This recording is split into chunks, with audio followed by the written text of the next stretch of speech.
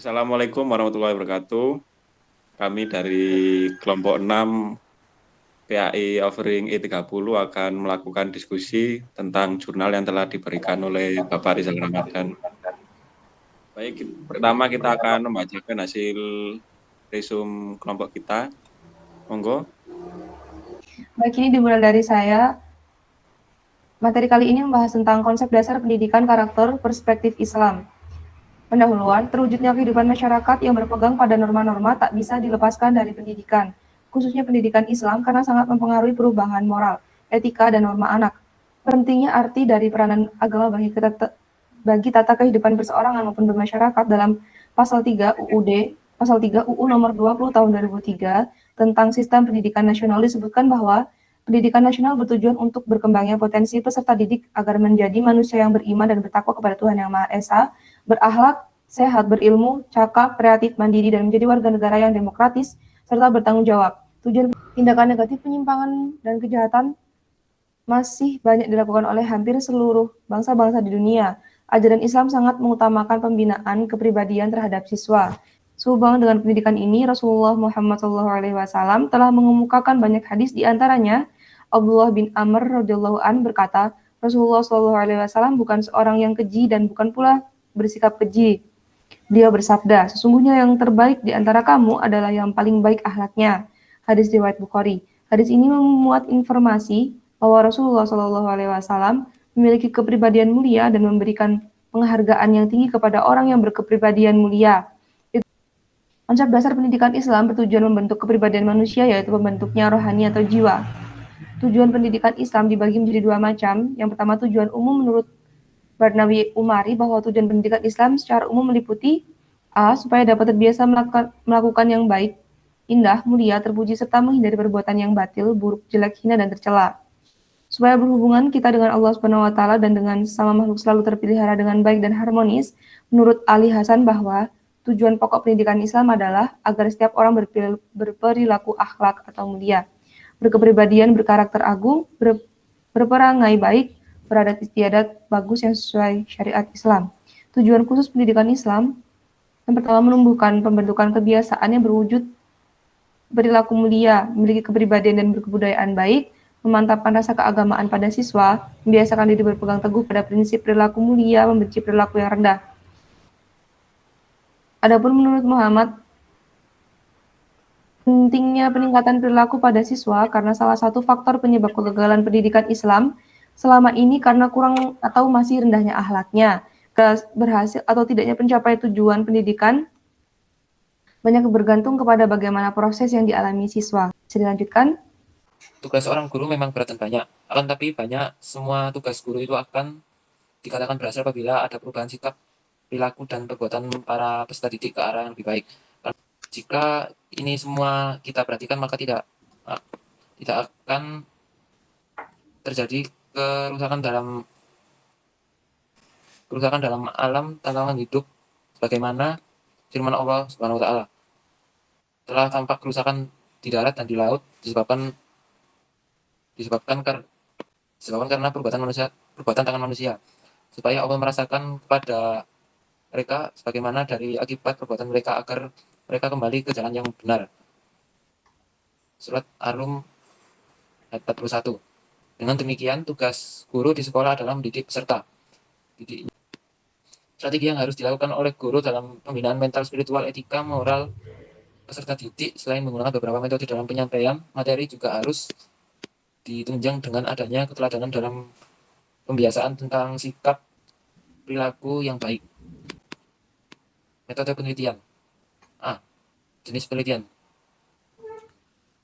Dalam penelitian ini menggunakan penelitian kepustakaan atau library research. B. Pendekatan penelitian dengan metode menyadarkan diri kepada pikiran dan merupakan suatu pendekatan ke arah pemecahan masalah. Metode deduksi.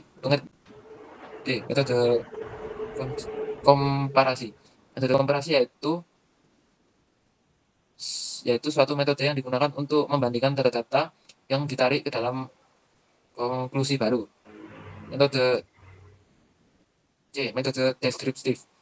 Metode deskriptif ialah memaparkan keseluruhan data hasil penelitian yang diperoleh untuk dibahas secara rinci. C. Sumber data. Dengan metode yang digunakan dalam penulisan tesis ini, maka penulis akan mengambil data dari keputusan dokumen. Metode analisis data. Metode analisis data merupakan cara teknis yang dilakukan oleh seorang peneliti dalam mengumpulkan data-data penelitian yang diinginkan. E. Teknis analisis data. Analisis data merupakan suatu tahapan terpenting dalam sebuah penulisan. Dalam melakukan analisis data, ada beberapa tahap yang harus dilakukan oleh seorang peneliti, yaitu 1. Ringkas data. 2. Menentukan atau membuat berbagai pola, tema, dan topik yang akan dibahas. 3. Mengembangkan sumber atau data. Sumber-sumber data yang telah diperoleh dikembangkan berdasarkan jenisnya, primer atau sekunder.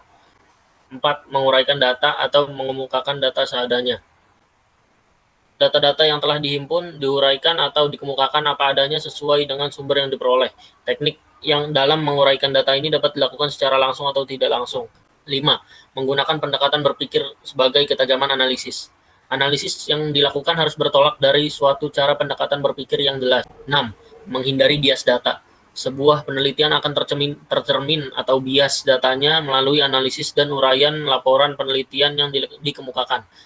Teknik analisa pada tahap ini merupakan pengembangan dari metode analitis kritis. Adapun teknik analisa dari penulisan ini adalah content analysis atau analisa isi. C. Hasil penelitian. Dalam proses pendidikan termasuk pendidikan karakter diperlukan metode-metode pendidikan yang mampu menanamkan nilai-nilai karakter baik pada siswa. Berkaitan dengan metode pendidikan karakter, metode yang ditawarkan oleh Abdurrahman An-Nahlawi dirasa dapat menjadi pertimbangan para pendidik dalam menginternalisasikan pendidikan karakter kepada peserta didik. Metode-metode tersebut adalah sebagai berikut. Yang pertama, metode muhadasah. Metode muhadasah atau hiwar ialah percakapan silih berganti antara dua pihak atau lebih melalui tanya jawab mengenai satu topik dan dengan sengaja diarahkan kepada satu tujuan yang dikehendaki. 2. Metode kisah. Menurut Al-Razi, kisah merupakan penelusuran terhadap kejadian masa lalu. 3. Metode amsal. Dalam mendidik umat manusia, Allah banyak menggunakan perumpamaan atau amsal. Misalnya terdapat dalam firman Allah yang artinya perumpamaan orang-orang kafir itu adalah seperti yang menyalakan api. Quran Surat Al-Baqarah ayat 17. 4. Metode uswah. Metode keteladanan sebagai suatu metode digunakan untuk merealisasikan tujuan pendidikan dengan memberi contoh keteladanan yang baik kepada siswa agar mereka dapat berkembang baik fisik maupun mental dan memiliki akhlak yang baik dan benar. Baik, saya lanjutkan. 5. Metode pembiasaan. Pembiasaan adalah sesuatu yang disengaja dilakukan secara berulang-ulang agar sesuatu itu dapat menjadi kebiasaan. Dalam pelaksanaan pendidikan karakter, pembiasaan peserta didik akan lebih efektif jika ditunjang dengan keteladanan dari tenaga pendidik dan tenaga kependidikan lainnya. 6. Metode ibrah dan mau'izah. Menurut An-Nahlawi, kedua kata tersebut memiliki perbedaan dari segi maknanya. Ibrah berarti suatu kondisi psikis yang menyampaikan manusia kepada intisari sesuatu yang disaksikan, dihadapi dengan menggunakan nalar yang menyebabkan hati mengakuinya. Adapun kata mau'izah ialah nasihat yang lembut yang diterima oleh hati dengan cara menjelaskan pahala atau ancamannya. Yang ketujuh, metode targhib dan tarhib. Targhib ialah janji kesenangan, kenikmatan akhirat yang disertai dengan bujukan. Tarhib ialah ancaman karena dosa yang dilakukan. Kemudian D, kesimpulan, konsep dasar pendidikan karakter dalam Islam merupakan proses pembiasaan pembudayaan. Konsep dasar pendidikan karakter dalam Islam berupaya menciptakan suatu sistem kependidikan yang tidak terlepas dari nilai-nilai lahiriah di dalam membina dan mengembangkan seluruh potensi yang dimiliki manusia sebagai bekal untuk melaksanakan tugasnya sebagai mandataris Tuhan, Khalifah Allah fil ard. Dalam implementasinya, seorang pendidik harus menjadi qudwah hasanah atau teladan yang baik. Dengan mengedepankan cinta dan kasih sayang dalam proses mengajar, baik, sudah selesai. Mungkin ada yang tanyakan? Didiskusikan. Oh ya. Apa pendapat kalian tentang pendidikan agama Islam yang selama ini kalian terima dari dari SD sampai SMA? Menurutku selama aku dulu kan waktu pendidikan dasar itu kan di MI kan, ya. Kemudian pendidikan menengahnya di SMP dan SMK. Nah, waktu saya dari MI masuk ke SMP, ternyata itu materi SMP itu sebagian sudah diajarkan selama di MI gitu loh. Jadi kayak, oh tiba kayak gini lah, kata orang Jawanya kan kayak gitu. Terus kemudian kalau menurut saya, pelajaran di SMP, SMA, SMK itu kayak gimana ya, kayak kurang berbobot gitu aja gitu loh. Soalnya kan kalau di desa-desa kan, ya bukan di desa aja sih, di kota juga mungkin kalau sore itu kan ngaji kan ya, itu kan ngaji. Nah itu kan sudah diajarkan di ngajinya kayak gitu. Jadi waktu pembelajaran ya wis enak kayak gitu. Menurutku sih kayak gitu. Kalau dari aku, kalau dari SD kan aku dulu sempat pindah 2 kali, soalnya ikut orang tua kan. Pertama tuh SD-nya MI, terus aku pindah ke waktu kelas 3 aku pindah ke SD negeri. Pada saat itu SD negeri kan aku mempertahankan hijab nih dulu. Kan ini bicarain pendidikan karakter ya. Dulu sempat dari guru aku ada yang nggak terima aku pakai hijab, aku disuruh melepas hijab pada saat itu. Terus ternyata akhirnya ditoleransi. Jadi kalau menurutku pendidikan karakter yang didapat waktu SD benar-benar jauh banget. Islamnya masih jauh banget dari MI ya pastilah. Maksudnya di luar dari pelajaran, di dalam penerapan kehidupannya itu juga kelihatan banget dari sikap gurunya pada saat itu. Tapi ini bukan niat menjadikan gurunya, cuma mengambil pelajaran aja. Terus aku waktu di SMP sih, aku masuk MTS sama MAN, jadi menurut aku masalah agama pasti di sana ditekankan banget sih. Kalau aku jadi ya banyak dapat pelajaran agama dan kehidupan yang agamis gitu. Kalau dari aku pribadi kayak gitu. Oh iya. Kalau aku SD sama SMP-nya kan saya sekolah Islam gimana. Jadi ya gitu. Islam Ditekankan itu Islamnya. banget sampai sampai penerapannya itu ada gitu, dipraktekkan dalam sehari-hari. Terus SMA saya di negeri rasanya kayak beda gitu. Dan materi-materi seperti materi-materi agama yang di SMA itu kurang lebih hampir sama kayak di SMP. Ya mungkin ada penambahan sedikit lah. Aku juga SD itu sempat pindah sih, tapi sama-sama negeri, jadi nggak ada bedanya. Kalau menurutku sih, kalau aku sendiri ya, dari SD sampai SMA kan aku negeri. Jadi gimana ya, kalau di negeri itu peningkatan pengetahuannya nggak terlalu banyak. Jadi banyak dari SD di SMP belajar, terus paling nambah 1-2 bab yang beda. Terus dari SD ke SMA tuh sama 2-3 bab yang beda. Jadi menurutku ya entah karena itu pengen diperdalam materinya, ya walaupun materinya gitu-gitu aja sih. Entah mau diperdalam atau emang metodenya begitu, aku nggak ngerti sih. Mungkin kurikulumnya kayak gitu mungkin. Iya, kayaknya kurikulumnya. Oke, lanjut. Menurut kalian metode pendidikan karakter yang mana yang menurut kalian paling efektif diterapkan di Indonesia? Yang efektif lah. Gimana? Kan orang Indonesia kan kayak gitu kan, tahu sendirilah. Iya, tahu-tahu. Kalau menurutku sih ini ada 2 ya, metode pembiasaan sama metode targhib wa tarhib. Kalau metode pembiasaan itu sering diterapinnya di ini ya, di pengajian malah bukan di sekolah pengajarannya. Jadi dikasih tahu doa-doa doa-doa pakai baju, cermin kayak gitu-gitu, doa masuk kamar mandi. Kalau menurutku itu lumayan efektif ya selama dilakukan benar-benar sama anaknya. Kalau nggak dilakuin sih ya susah. Sama metode targhib wa tarhib. Kalau itu kan metode yang ngasih janji-janji dari Allah kalau kita melakukan perbuatan yang disenanginya kayak sholat, ngaji, nanti di surga dapat dapat surga yang begini begitu kan. Sama itu kalau nggak ngelakuin dosa, menurutku itu lumayan efektif karena orang Indonesia kan suka diiming-imingin gitu, suka ketipu kan. Untung di Islam enggak gitu. Orang Indonesia kan banyak yang ketipu. Jadi kalau diiming-iming, menurutku orang Indonesia tuh gampang diiming-imingin jadi taat gitu loh. Tapi walaupun begitu, niatnya bukan karena pengen beriman, tapi karena ingin surga. Efektif sih. Setuju. Kalau dari aku Jawabannya tergantung sama kondisi di sekitarnya.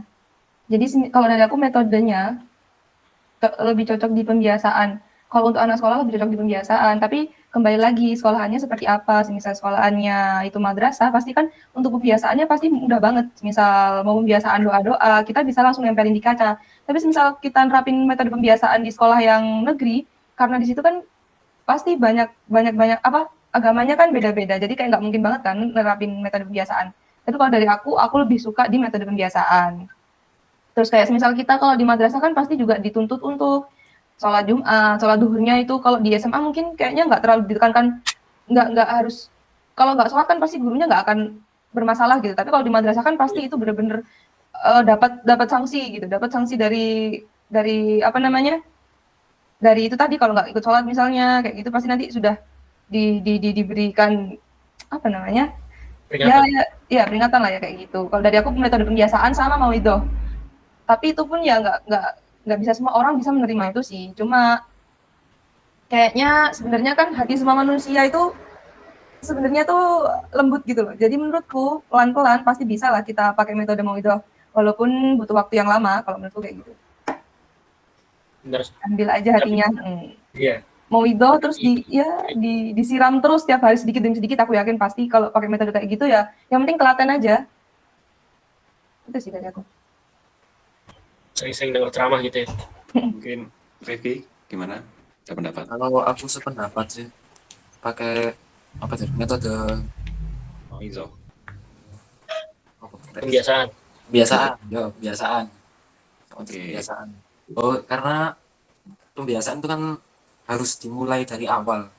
Jadi itu penting sih itu. Ya mungkin maksudnya Rifki gini loh, kenapa penting? Karena setiap ilmu yang didapatkan kita dianjurkan tidak hanya untuk memahami, tapi juga untuk mengamalkan. Nah dari situ kita bisa mulai bisa mengamalkan ilmu untuk pembiasaan supaya nantinya kita terbiasa. Jadi nggak apa ya guys, gitu lah pokoknya. Masuk. Di situ pokoknya. Jadi kesimpulannya pada intinya untuk materi hari ini. Oh ada gini, tapi pakai bahasa Jawa. Jadi nasihatnya tuh gini. Ini nasihat dari Mbah Maimun. Ora kabeh wong pinter iku bener, ora kabeh wong bener kuwi pinter, akeh wong pinter iku ora bener, lan akeh wong bener senajan ora pinter. Nanging tinimbang dadi wong pinter, ning ora bener, luwih becik dadi wong bener senajan ora pinter. Paham nggak? Bahasa Jawa nih. Sama Udah kayaknya gitu aku pokoknya. tambahin dikit ya. Iya, ya kayak gitu pokoknya intinya. Ya sudah, silakan ditutup. Ya baik, mungkin cukup sekian diskusi kita hari ini. Jika ada salah kata mohon maaf. Sebelum kita mengakhiri, malah kita berdoa. Doa mulai. Subhanakallahumma wa bihamdika asyhadu an la ilaha illa anta astaghfiruka wa atubu ilaik. Walhamdulillahirabbil alamin. Baik, wassalamualaikum warahmatullahi wabarakatuh. Waalaikumsalam warahmatullahi wabarakatuh. Dulu.